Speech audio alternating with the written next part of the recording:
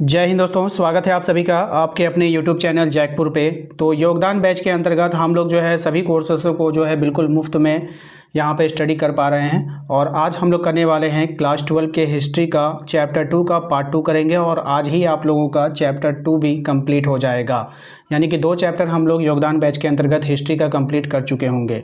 और ज्योग्राफी का भी लगभग 1 चैप्टर हमने कंप्लीट करा दिया है। इसके बाद उसका दूसरे चैप्टर की ओर बढ़ेंगे। जब इन सब का मैं 5-5 चैप्टर कर लूँगा तो उसके बाद फिर एक नया टॉपिक भी शुरू कर दूंगा जल्द ही। ठीक है, तो चलिए स्टार्ट करते हैं। हम देखते हैं आज का सवाल। आज के सवाल में जो है आपसे बोला गया है कि मौर्य प्रशासन के प्रमुख अभिलक्षणों की चर्चा कीजिए। अशोक के अभिलेखों में इनमें से कौन कौन से तत्वों के प्रमाण मिलते हैं। ये क्वेश्चन आपके बुक का है और मैं आपको पहले बुक का क्वेश्चन दिखा देता हूँ। ठीक है, देखिए इसके पहले वाले हम लोगों ने सवाल कर लिया था, ये बुक का सवाल है। आप इस बुक के सवाल को देख सकते हैं कि मौर्य प्रशासन के प्रमुख अभिलक्षणों की चर्चा कीजिए। अशोक के अभिलेखों में इनमें से कौन कौन से तत्वों के प्रमाण मिलते हैं। इस सवाल को हम लोग करेंगे, क्वेश्चन नंबर 6 को करेंगे। इसके बाद क्वेश्चन नंबर 7 को हम लोग नहीं करेंगे क्योंकि ये सवाल आपके एग्जाम में नहीं पूछा जाएगा, इसलिए हम लोग इसको छोड़ देंगे। इसके बाद क्वेश्चन नंबर 8 करेंगे, उसके बाद क्वेश्चन नंबर 9 करेंगे। यानी कि 3 क्वेश्चन को हम लोग करेंगे और आज का ये वीडियो आपका कंप्लीट हो जाएगा। यानी कि चैप्टर 2 जो है आप लोगों का पूरी तरीके से डन हो जाएगा। ठीक है, तो 3 सवाल आज के इस वीडियो में हम कराने वाले, जो कि डायरेक्ट आपके बुक का सवाल है। आप चाहो तो इसका स्क्रीनशॉट ले सकते हो, स्क्रीनशॉट ले लीजिए, क्वेश्चन मिला लीजिएगा। क्वेश्चन आपका बुक से ही मैं करवा रहा हूँ, कोई ऐसा क्वेश्चन नहीं है इधर उधर से करवा रहा हूँ। इसलिए वीडियो को लाइक करना है, सभी दोस्तों को शेयर करना है। जितने भी लोगों को आप चाहते हो अपने नए दोस्तों को जोड़ना चाहते हैं तो ज़रूर जोड़िए, क्योंकि ज़्यादा से ज़्यादा अगर इस पर आप लोग अपना योगदान दोगे तो मैं भी जो है ज़्यादा से ज़्यादा आप लोगों के लिए मेहनत कर पाऊँगा। ठीक है, तो सपोर्ट बनाए रखना है। तो चलिए देखिए इसके आंसर को हम लोग देखेंगे। मौर्य प्रशासन के प्रमुख अभिलक्षण क्या क्या थे, पहले उसको जानेंगे।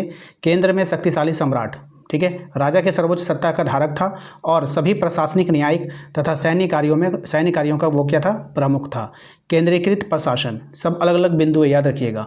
मौर्य प्रशासन के यहाँ पैराग्राफ चेंज कर देना आपको। ठीक है, मौर्य शासन एक केंद्रीकृत तंत्र था जिसमें सभी निर्णय राजा और उसके निकटस्थ अधिकारियों द्वारा लिए जाते थे। ठीक है, फिर पैराग्राफ चेंज करके आपको लिखना है विभागों का गठन। क्या लिखेंगे, विभागों का गठन। विभिन्न कार्यों के लिए अलग अलग विभाग बनाए गए थे, जैसे राजस्व, खनिज, उद्योग, पशुपालन, सड़क निर्माण आदि। ठीक है, पैराग्राफ चेंज करना है। फिर लिखना है आपको अस्पष्ट नौकरशाही। कई स्तरों पर अधिकारी नियुक्त किए गए थे, जैसे कि महामात्य, युवराज, धर्म महामात्र आदि। ठीक है, उसके बाद पैराग्राफ चेंज करके फिर लिखना है आपको गुप्तचर तंत्र। आंतरिक शांति और सुरक्षा के लिए एक मजबूत गुप्तचर तंत्र स्थापित था। उसके बाद है आपका नेक्स्ट है, पैराग्राफ चेंज करके लिखना है प्रांतों का विभाजन। साम्राज्य को प्रांतों में बांटा गया था जिनके प्रमुख कुमार यानी राजकुमार अथवा महामत्य होते थे। ठीक है, उसके बाद फिर पैराग्राफ चेंज करना, उसको लिखना है न्याय प्रशासन। राजा न्याय का अंतिम स्रोत था, अपराधों के लिए कठोर दंड दिए जाते थे। ठीक है, उसके बाद आपको पैराग्राफ चेंज करके लिखना है सैनिक संगठन। विशाल सेना थी जिसमें पैदल, घुड़सवार, रथ और हाथी सम्मिलित थे। इसके बाद लिखना है आपको कि अशोक के अभिलेखों के प्रमाणित तत्व। ठीक है, इसके बारे में भी आपसे क्वेश्चन में पूछा गया था, तो फिर उसी में लिखना है आपको पैराग्राफ चेंज करके कि धर्म महामात्रों की नियुक्ति का उल्लेख अशोक के अभिलेखों में मिलता है। प्रजा के कल्याण के लिए भी धार्मिक सहिष्णुता और नैतिकता का बढ़ावा देने का निर्देश मिलता है। प्रजा की भलाई के लिए सड़क निर्माण, कुएं खुदवाना, वृक्षारोपण आदि कार्य, गुप्तचर तंत्र, धार्मिक सहिष्णुता आदि का पालन होता है। ठीक है, तो यहाँ तक आप इसको लिख सकते हैं। ये सब अलग अलग पॉइंट है, ऐसा मत समझिएगा सब एक ही में है, इसलिए आपको जो है यहाँ पे लिखना होगा। ठीक है, ये जो आप हेडिंग लगाए हो ना, अशोक के अभिलेखों का प्रमाणित तत्व, उसके बाद आप चाहो तो आप नंबर 1, नंबर 2, नंबर 3, नंबर 4 करके इस तरह से भी लिख सकते हो। ठीक है, सब अलग अलग चीज़ है, इसलिए आपको एक में नहीं मिल रहा होगा। ठीक है, आइए चलिए अब दूसरे सवाल पे चलते हैं। बार बार बुक से क्वेश्चन दिखाना जरूरी नहीं है और मैंने एक बार आप लोगों को दिखा दिया। ये सवाल भी आपका बुक का है कि उत्तर मौर्य काल में विकसित राजतत्व के विचारों की चर्चा कीजिए। तो आप लोगों ने स्क्रीनशॉट लिया होगा, क्वेश्चन मिला लीजिएगा, क्वेश्चन बिल्कुल सेम है। ठीक है, चलिए उत्तर में आपको लिखना है कि उत्तर मौर्य काल लगभग आप ब्रैकेट वाला लिख सकते हो। ठीक है, आपकी याद के लिए विकसित राजतत्व। ठीक है, उत्तर मौर्य काल में विकसित राजतत्व। ठीक है, चलिए राजा का दैवीय स्वरूप, यह अलग पॉइंट है, आप एक एक पॉइंट करके लिख सकते हो। इस काल में राजा को ईश्वर का प्रतिनिधि या स्वयं ईश्वर का रूप माना जाने लगा। ठीक है, राज्य के कर्तव्य, ये भी अलग पॉइंट है, सब अलग अलग पॉइंट है और पैराग्राफ चेंज कर करके आपको लिखना है। राज्य का कर्तव्य केवल कानून और व्यवस्था बनाए रखना ही नहीं था, बल्कि प्रजा के नैतिक और सामाजिक कल्याण का ध्यान भी रखना भी था। ठीक है, उसके बाद आपको लिखना है धर्म और राज्य। धर्म और राज्य का घनिष्ठ संबंध बन गया था। राजा धर्म का पालन कराने वाला माना जाता था। प्रजा का कल्याण, राजा को धर्म का रक्षक और प्रजा का पालक भी माना जाता था। ठीक है, उसके बाद लिखना है लोक कल्याणकारी शासन। ठीक है, ये अलग पॉइंट है। सब पैराग्राफ चेंज कर करके आप लोग को लिखना है। राज्य को प्रजा के सुख, स्वास्थ्य, शिक्षा और आर्थिक उन्नति के लिए कार्य करना चाहिए, ऐसा विचार प्रबल हुआ।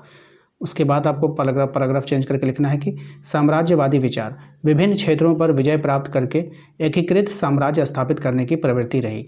न्याय का महत्व, राजा को निष्पक्ष और धर्मानुसार न्याय करने वाला बताया गया। ठीक है, इसको आप लोग को नोट कर लेना है। तीसरा सवाल है आपका कि वर्णित काल में कृषि के तौर तरीकों में किस हद तक परिवर्तन हुए। देखिए, कृषि के तौर तरीकों में हुए परिवर्तन, लोहे के उपकरणों का प्रयोग, ठीक है, तो लोहे के हल, फावड़ा, कुदाल आदि कृषि उपकरणों का उपयोग बढ़ा, जिससे भूमि की गहराई तक जुताई संभव हो सकी। ठीक है, इसके बाद लिखना है सिंचाई के साधनों का विकास, कुएं, तालाब, नहरें आदि सिंचाई के साधनों का विकास हुआ, जिससे कृषि की उत्पादकता बढ़ी।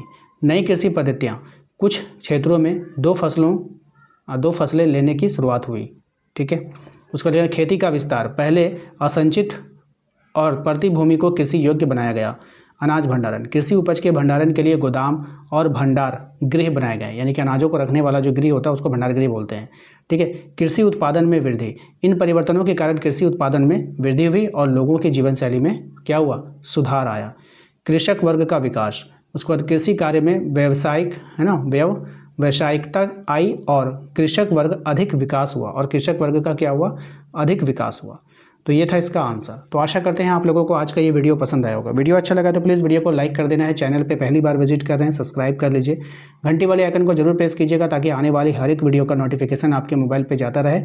और जो लोग हमारे इस योगदान बैच से तैयारी कर रहे हैं तो प्लीज़ कॉमेंट बॉक्स में आप अपना नाम और अपने ज़िला का नाम जरूर टाइप करें। मिलते हैं नेक्स्ट अगले वीडियो में। Thank you.